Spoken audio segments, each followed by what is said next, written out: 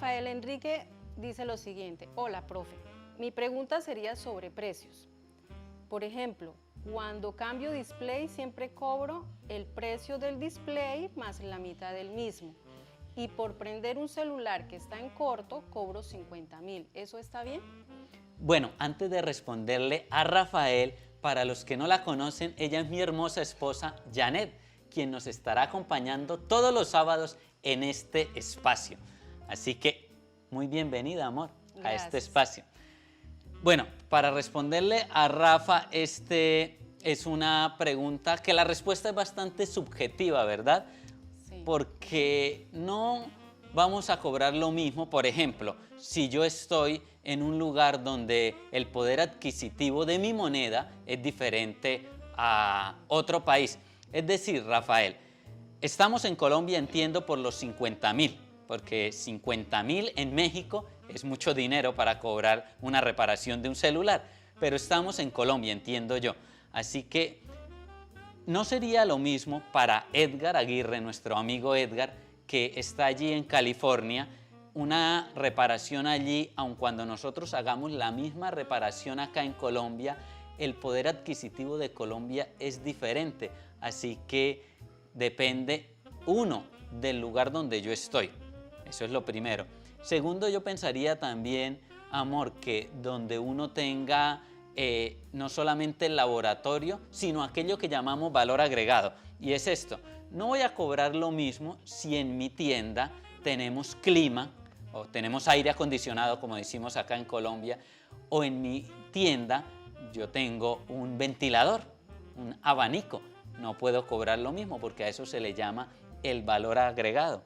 O puedo cobrar lo mismo, pero seguramente el cliente no va a estar dispuesto a pagar lo mismo. Entonces, yo creo que esto es muy subjetivo, que uno debería ir encontrando el valor de su servicio de acuerdo a la zona, a pues su propio trabajo. También de pronto al modelo del teléfono, porque él dice que cobra lo del precio del display más la mitad del mismo. Eso depende también del modelo del equipo. Por ejemplo, si es un iPhone, si es un Samsung, a veces hay que mirar pues si se le puede cobrar un poquito más o un poquito menos. Eso es dependiendo también del modelo del equipo. Ah, ok, claro. Mira, no es lo mismo cambiar un display de un equipo que los tornillos se desarman por atrás a un equipo que hay que despegarle la pantalla, que bueno, lo que trato de decir es que hay equipos que cambiar el display es muy sencillo y hay otros que es muy complejo. Así que eso también tiene que ver, sí, yo pienso que no es lo mismo. ¿Y él decía algo de los teléfonos en corto? Por prender un celular que está en corto, cobra 50.000. Mira, querido, 50.000 pesos son unos 15 dólares. Unos 15 dólares, ¿verdad? Unos 15 dólares, nuevamente, lo que decía Janet, depende también del equipo, ¿no? Del equipo, sí. No vamos a cobrar lo mismo si es un equipo gama baja, gama media o gama alta, aun cuando el daño sea lo mismo. Vamos a ponerla sencillo: un condensador en corto en la línea principal, en la main. No es lo mismo ese daño en un iPhone 6 a un iPhone 12. No es lo mismo, el iPhone 12 pues cuesta más, se cobra más. Bueno, acá tenemos a Sergio Rodríguez desde Argentina. ¿Desde dónde? Desde Argentina. Ok, un saludo a todos nuestros amigos de Argentina. Él quiere formular dos preguntas. La primera: cuando hay problema de termistor, ¿primero es conveniente reemplazarlo o se le puede dejar sin el termistor dañado? Ok, supongo yo que pregunta Sergio en el caso de carga. Quiero hacer un paréntesis pequeño antes de responderte, Sergio, y es que, bueno, termistor en la placa hay para muchas etapas: para radiofrecuencia, Wi-Fi, cámara en algunos casos, pues para carga también, para alimentación principal, y un equipo como los S20, los S10, las Note 10, la nueva generación de Samsung tiene fácilmente 10 termistores. Pero en la mayoría de veces, cuando el termistor es el que está fallando, hay que reemplazarlo. Siempre hay que reemplazarlo, o en su defecto poner un resistor del valor del cual era el termistor. Si es de 100K, un resistor de 100K. es muy poco los casos en los cuales el equipo va a funcionar sin el termistor, porque lo cierto es que sí hay equipos que funcionan sin el termistor, y esto es por la configuración como viene instalado el termistor. Después quizá en un video lo veamos puntualmente, pero la mayoría de equipos necesitan el termistor o en su defecto un resistor fijo allí instalado. La segunda pregunta es, al ser un termistor que es una resistencia, ¿se la puede reemplazar por otra resistencia del mismo valor? Al ser un termistor que es una resistencia. ¿Se le puede reemplazar por otra resistencia del mismo valor? Ah, ok, ya sé, Sergio, lo que supongo yo que lo que trata de decir es que el termistor es un resistor, y sí, así es, el termistor es un resistor. La diferencia, el condimentito que tiene allí que lo hace un poco diferente, es que el termistor es un resistor variable. Es decir, amor, como los potenciómetros estos, para subir el volumen del radio, para la temperatura de las estaciones que son análogas, eso también es un resistor, pero variable. Lo que pasa es que se varía por mecánica.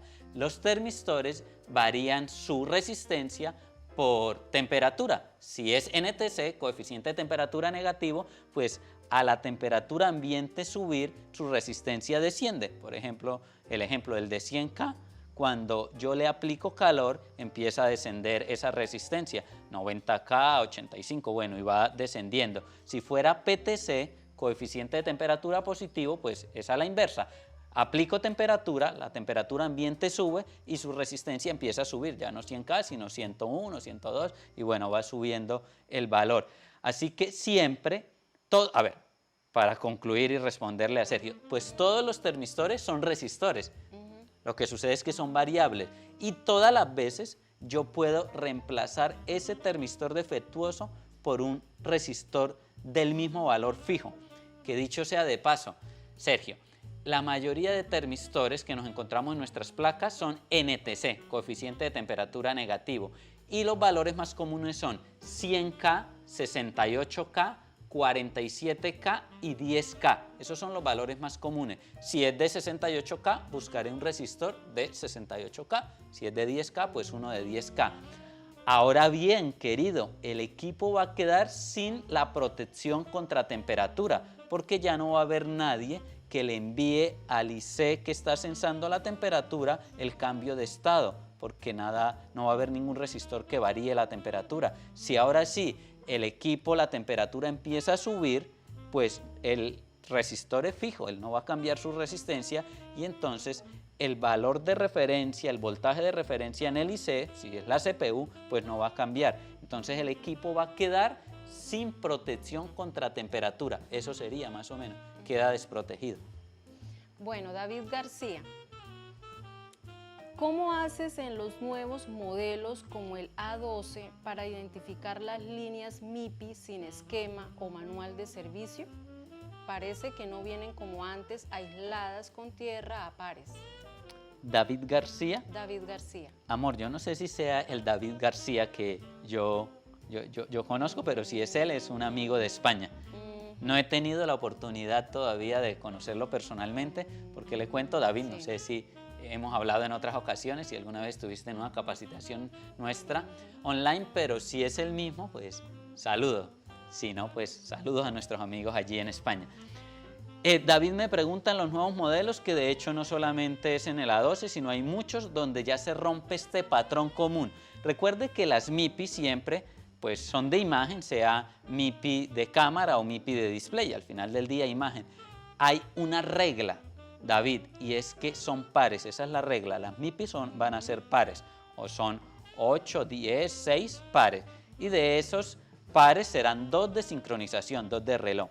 Pero David dice ese patrón, ahora sí, además hay un patrón común, y es este, va a venir así, una tierra, el parcito MIPI, tierra, parcito MIPI, o sea, ellas vienen, amor, encapsuladas, llamémosla, en 2 tierras, va a haber así una tierra, y por eso es que es muy sencillo conocer las MIPI. Ubicarlas, ¿no? Ubicarlas, sí, ubicarlas en el FPC, en el conector, es muy fácil porque viene ese patrón, pero eso es un patrón que no, Bueno, es algo muy común, no es una regla.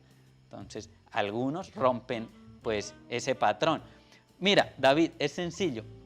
En el display, desde el display, en el display generalmente se van a ver esas líneas delgaditas y se van a ver juntas. Entonces lo que yo hago es que ya no lo ubico en el FPC, en la pantalla, es decir, en la placa, David, sino que lo ubico en la pantalla.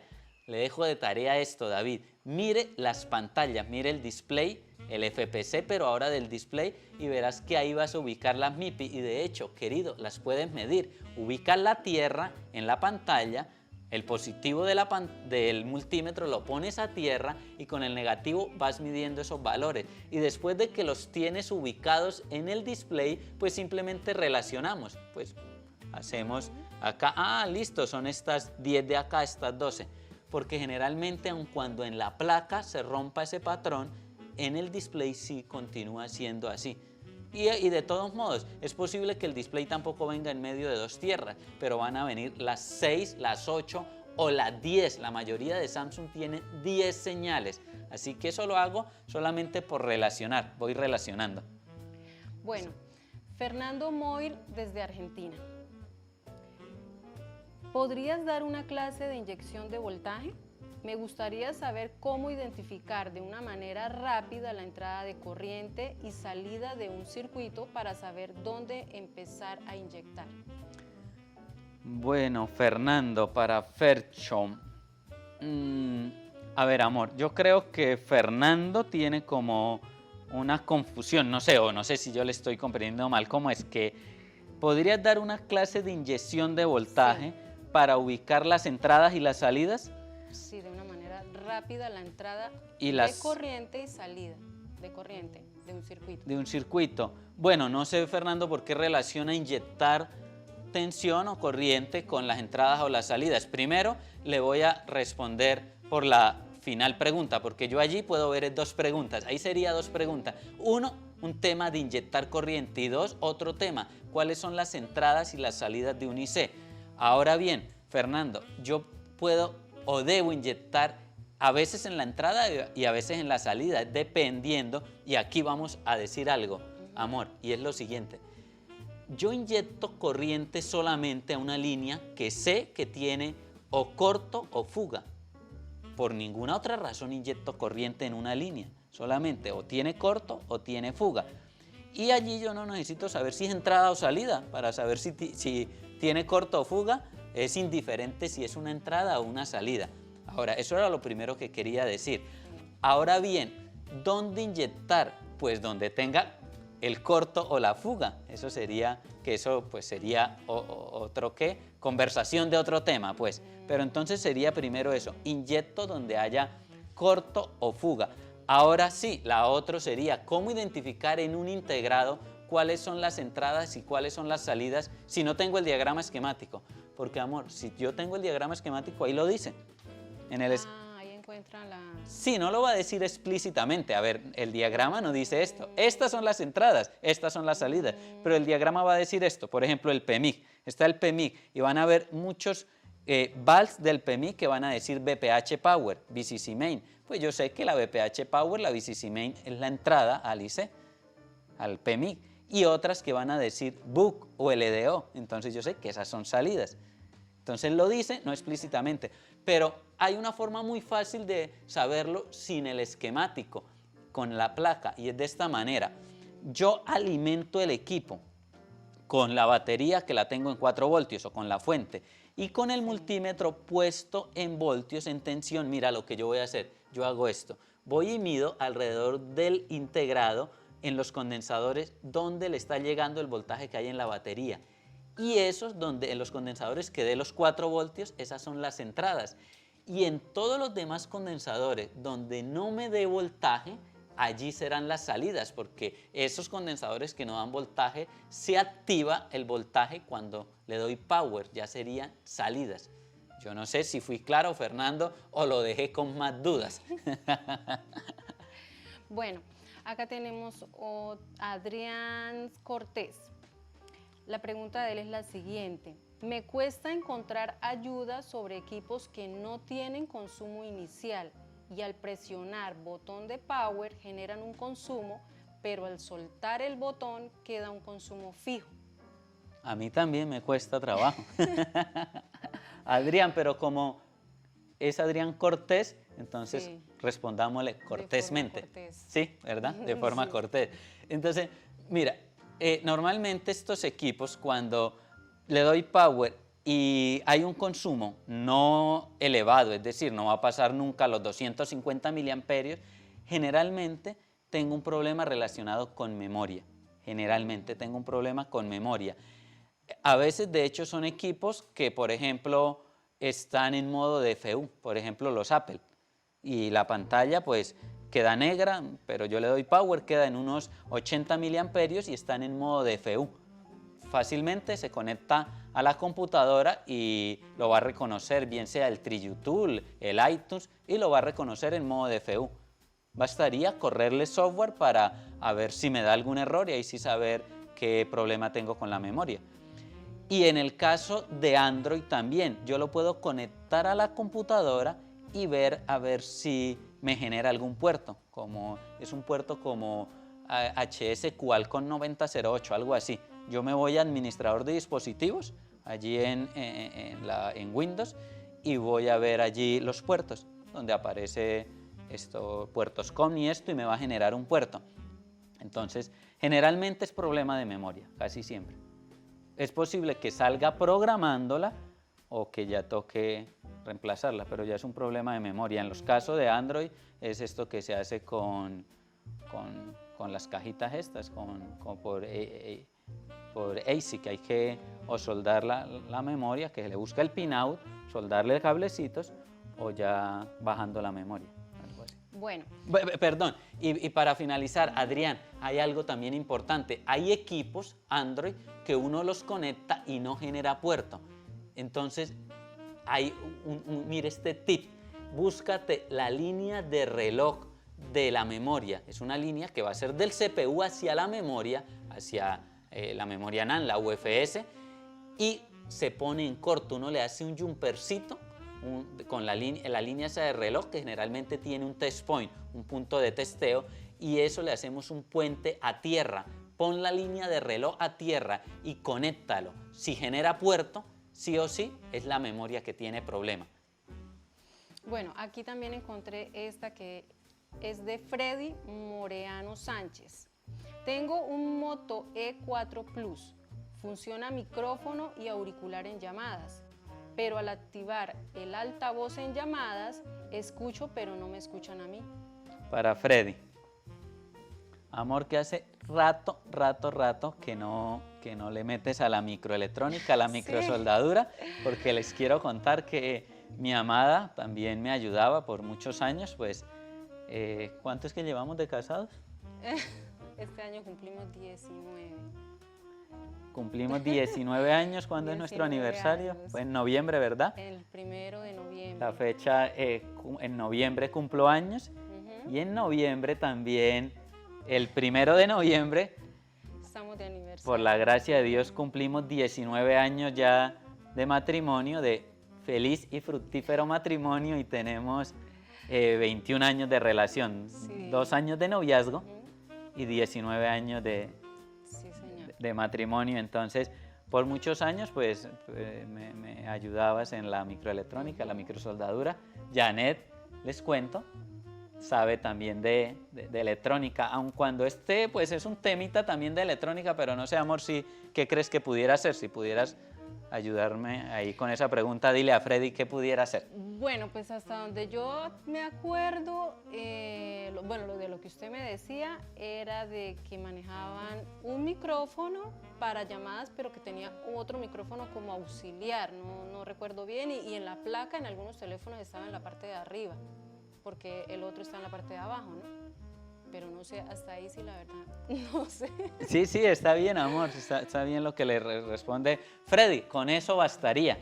Está bien, pero como para complementar, si es el micrófono main o el principal y el secundario. Sí. Le cuento, de hecho hoy día ya hay equipos que vienen con 3 y hasta 4 micrófonos, porque hay otros que se usan como para eliminación de ruido o como micrófonos bidireccionales, y este tema. Ya los equipos hoy día tienen más de 2 micrófonos.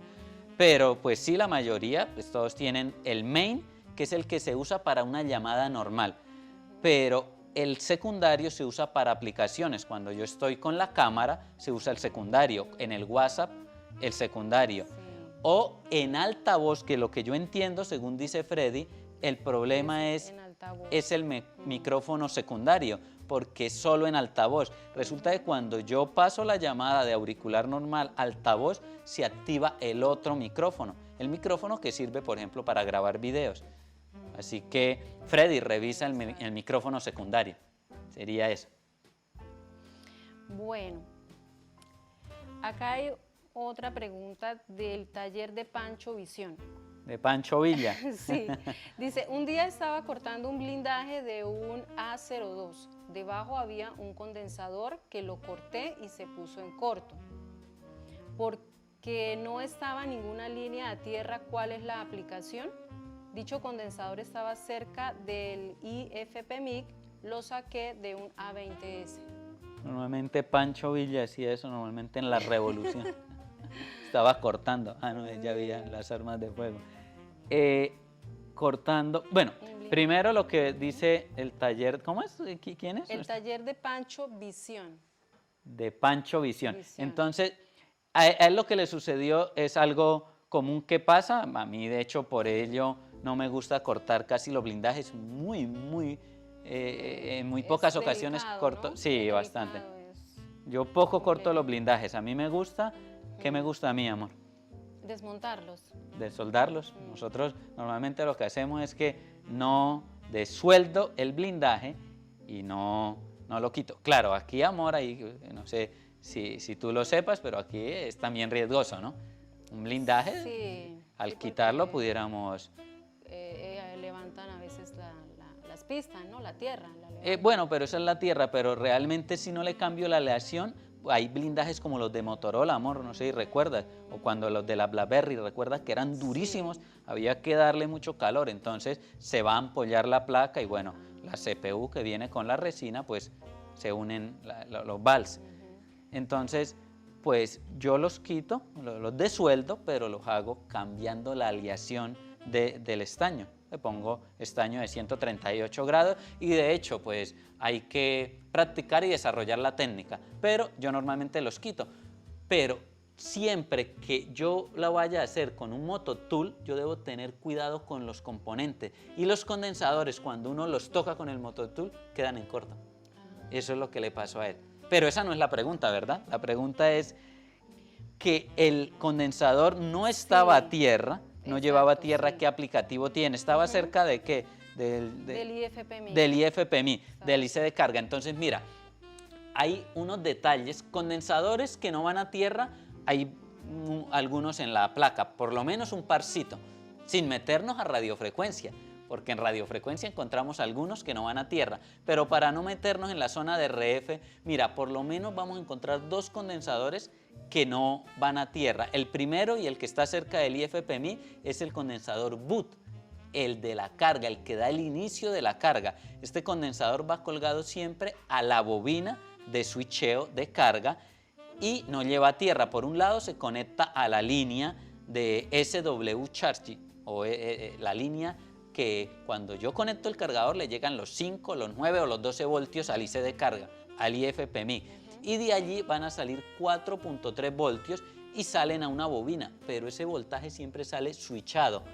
En esa línea lleva un condensador y del otro lado el condensador no lleva tierra, regresa al IC de carga, al IFP-MIC. Entonces ese fue el que lo tocaste. Oye, amor, ¿y esos no son fáciles de conseguir cuando están en corto, porque uno mide normalmente con una punta del multímetro puesta a tierra, ¿no? Y allí lo que le dé continuidad corto, ese él tal vez solamente porque lo vio y lo midió entre ellos, porque estos condensadores que no van a tierra, para saber que tienen corto, yo debo medir el condensador entre sus 2 pines. Otro condensador es el que está en el bus inverter, en el Chestnut, es el condensador de vuelo, el Fly. Ese condensador tampoco lleva tierra y es el que permite y ayuda mejor al bus inverter, al OTA de CDC, al chestnut, al IC que alimenta la pantalla, ayuda a invertir la polaridad del voltaje. Porque recuerda, amor, que en la pantalla siempre hay voltaje positivo y ¿Negativo? negativo. Bueno, William de Bolivia, William Vera, dice, un gusto verlo y escucharlo, profe. La pregunta es la siguiente, ¿usted vendrá a dar una capacitación en Bolivia por el mes de julio? Para William. Sí, amor, estaremos en julio, si Dios lo permite. No sé la fecha, no sé si tienes por ahí la fecha, mírala. Pero sí, William, si Dios lo permite, debe estar en el WhatsApp, en el número de Luis Bejarano. Luis Bejarano, ve buscando la fecha. Y William, sí, si Dios lo permite, le cuento que ya son 4 años, ahorita el 1 de octubre cumplimos 4 años de que Dios nos ha dado este privilegio, este honor de estar viajando y dando capacitaciones. Pues le cuento, queridos amigos, que ya por la gracia de Dios hemos visitado 15 países, algunos de ellos como México. Ahorita en junio estaremos en Playa del Carmen, en la hermosa Riviera Maya, amor. Estaremos allí en Playa del Carmen con nuestro amigo Moisés, y ya será la 11ª vez, por 11 veces en estos 4 años, Dios nos ha permitido visitar México.